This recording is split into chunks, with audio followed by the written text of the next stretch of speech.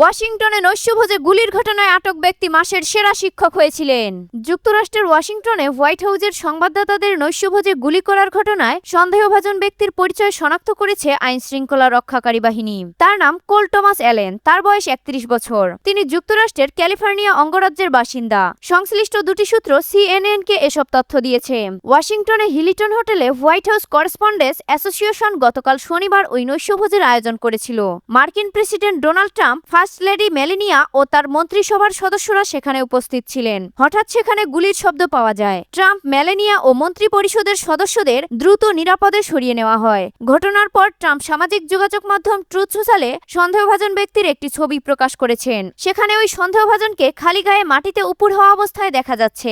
এ সন্দেহভাজন ব্যক্তি নিরাপত্তা হেফাজতে আছেন। পেশাজীবীদের সামাজিক যোগাযোগ মাধ্যম লিঙ্কডিনের তথ্যসহ বিভিন্ন নথিপত্র যাচাই করে সিএনএন জানতে পেরেছে সন্দেহভাজন ব্যক্তি ক্যালিফোর্নিয়ার দক্ষিণাঞ্চলের বাসিন্দা। তিনি একজন শিক্ষক ও ভিডিও গেম ডেভেলপার হিসেবে কাজ করেন। ৩১ বছর বয়সী কোল টমাস অ্যালেন লস অ্যাঞ্জেলেসের টরেন্স শহরে বসবাস করেন। তার নাম ও ছবির সঙ্গে লিঙ্কডিনের একটি প্রোফাইলের মিল পাওয়া গেছে। লিঙ্কডিনের ওই প্রোফাইলে তাকে টিউটরিং কোম্পানি C2 এডুকেশনের খণ্ডকালীন শিক্ষক হিসেবে উল্লেখ করা হয়েছে। কোম্পানির সামাজিক যোগাযোগ মাধ্যমের পোস্ট অনুযায়ী ২০২৪ সালের ডিসেম্বর মাসে C2 এডুকেশন তাকে মাসের সেরা শিক্ষক হিসেবে স্বীকৃতি দিয়েছিল। যুক্তরাষ্ট্রের সঙ্গে আলোচনা নিয়ে গভীর সংশয় ইরানের। অতীতে আলোচনার মাঝপথেই প্রতিশ্রুতি ভঙ্গ করে ইরানের বিরুদ্ধে যুক্তরাষ্ট্র হামলা চালানোয় পাকিস্তানের দ্বিতীয় দফার শান্তি আলোচনা আদৌ হবে কিনা তা নিয়ে গভীর সংশয় প্রকাশ করেছে তেহরান। ইরানের পররাষ্ট্রমন্ত্রী আব্বাস আরাঘচির নেতৃত্বাধীন প্রতিনিধি দল ইসলামাবাদে পৌঁছালেও মার্কিন প্রতিনিধিদের সঙ্গে সরাসরি আলোচনা হবে না বলে ইতিমধ্যে জানিয়ে দিয়েছে ইরান। শনিবার ব্রিটিশ সংবাদ মাধ্যম বিবিসির এক প্রতিবেদনে বলা হয়েছে, গত বছরের জুনে মার্কিন প্রতিনিধি স্টিভ উডকপ এবং জ্যারেড কুশনার যখন ইরানের পররাষ্ট্রমন্ত্রী আব্বাস আরাঘচি নেতৃত্বাধীন ইরানি প্রতিনিধি দলের সঙ্গে আলোচনায় ব্যস্ত ছিলেন, ঠিক সেই সময়ই ইরানে সামরিক হামলা শুরু করেছিল যুক্তরাষ্ট্র। ১২ দিনের সেই যুদ্ধে যুক্তরাষ্ট্র ও ইসরায়েলের বাংকার বাস্টার বোমায় সজ্জিত B-2 বোমারু বিমান ব্যবহার করে ইরানের পারমাণবিক বিভিন্ন স্থাপনাকে লক্ষ্যবস্তু করেছিল।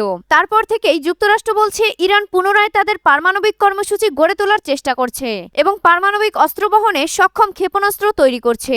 চলতি বছরের ফেব্রুয়ারিতে ওমানের রাজধানী মাস্কাটে আরাঘচির সঙ্গে উডকপ ও কুশনারের বৈঠক হয়। ওই কূটনৈতিক প্রচেষ্টার মাঝপথেই যুক্তরাষ্ট্র ও ইসরায়েল ইরানের সঙ্গে যুদ্ধ শুরু করে দেয়। আলোচনার অগ্রগতি নিয়ে সন্তুষ্ট নন বলে ট্রাম্প জানিয়ে দেওয়ার পরপরই ওই হামলা শুরু করে মার্কিন বাহিনী। বর্তমানে সেই একই মার্কিন প্রতিনিধি আলোচনার জন্য পাকিস্তানের উদ্দেশ্যে রওনা হচ্ছেন। তবে যুক্তরাষ্ট্রের সঙ্গে সরাসরি আলোচনা নিয়ে এখনো গভীর সংশয় রয়েছেন ইরানি কর্মকর্তারা। তারা যুক্তরাষ্ট্রকে বিশ্বাস করেন না বলে জানিয়েছেন। একই সঙ্গে সামরিক প্রস্তুতির উপরও জোর দিচ্ছেন তারা। দেশটির কিছু কট্টরপন্থী নেতা বলছেন, ইরানের পারমাণবিক কর্মসূচি আলোচনার জন্য উন্মুক্ত নয়। যদিও প্রেসিডেন্ট ডোনাল্ড ট্রাম্প পারমাণবিক সমৃদ্ধকরণের কারণেই ইরানে হামলা চালানো হয়েছিল বলে দাবি করেন। স্থবির হয়ে পড়া আলোচনা পুনরায় ইসলামাবাদে শুরু হতে যাচ্ছেন বলে মনে করা হলেও এর গন্তব্য কোন দিকে তা এখনো স্পষ্ট নয়। ইরান যুদ্ধে যুক্তরাষ্ট্রের ব্যবহার করা ব্রিটিশ বিমান ঘাঁটিতে আগুন। ইরানের বিরুদ্ধে যুদ্ধে মার্কিন বিমান বাহিনীর ব্যবহার করা যুক্তরাজ্যের একটি বিমান ঘাঁটিতে ভয়াবহ অগ্নিকাণ্ডের ঘটনা ঘটেছে। রোববার ভোরের দিকে ব্রিটিশ রয়্যাল এয়ারফোর্সের ফেয়ারফোর্ড বিমান ঘাঁটিতে এই অগ্নিকাণ্ডের ঘটনা ঘটে। পরে সেখানে ফায়ার সার্ভিসের কয়েকটি ইউনিট মোতায়েন করা হয়। রোববার ব্রিটিশ সংবাদ মাধ্যম দ্য টেলিগ্রাফের এক প্রতিবেদনে এ তথ্য জানানো হয়েছে। অগ্নিকাণ্ডের ভিডিও ফুটেজে দেখা যায় ফেয়ারফোর্ড ঘাঁটির খাবার ও সরঞ্জাম সরবরাহের দোকান হিসেবে পরিচিত একটি ভবন থেকে ধোঁয়া বের হচ্ছে। ঘটনাস্থলের অন্যান্য ছবিতে দেখা গেছে অগ্নি নির্বাপক কর্মীরা আগুন নিয়ন্ত্রণের চেষ্টা করার সময় ভবনের ছাদ ধসে পড়েছে। দ্য টেলিগ্রাফের প্রতিবেদনে বলা হয়েছে, ব্রিটিশ বিমান বাহিনীর ঘাঁটিতে অগ্নিকাণ্ডের এই ঘটনায় কেউ হতাহত হয়নি এবং RAF এর কোনো উড়োজাহাজও ক্ষতিগ্রস্ত হয়নি।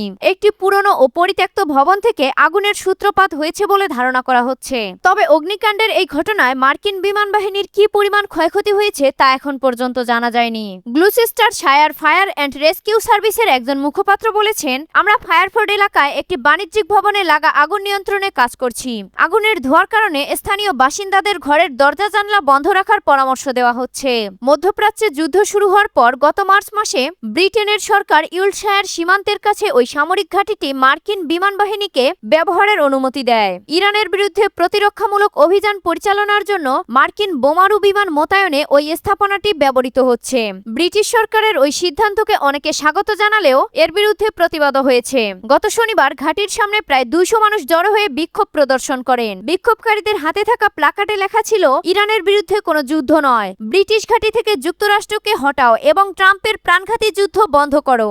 ইরানে হামলায় ফেয়ারফোর্ট বিমান ঘাঁটি ব্যবহার করায় মার্কিন বোমারু বিমানগুলোর আকাশে ওড়ার সময় অর্ধেক কম এসেছে। দেশটির প্রধানমন্ত্রী কিয়ার স্টারমারের এই ঘাঁটি ব্যবহারের অনুমতি দেওয়ার সিদ্ধান্তর ফলে মিসৌরি থেকে ইরান পর্যন্ত যাতায়াতের যে 37 ঘন্টার দীর্ঘ পথ পাড়ি দিতে হতো তার অবসান ঘটেছে।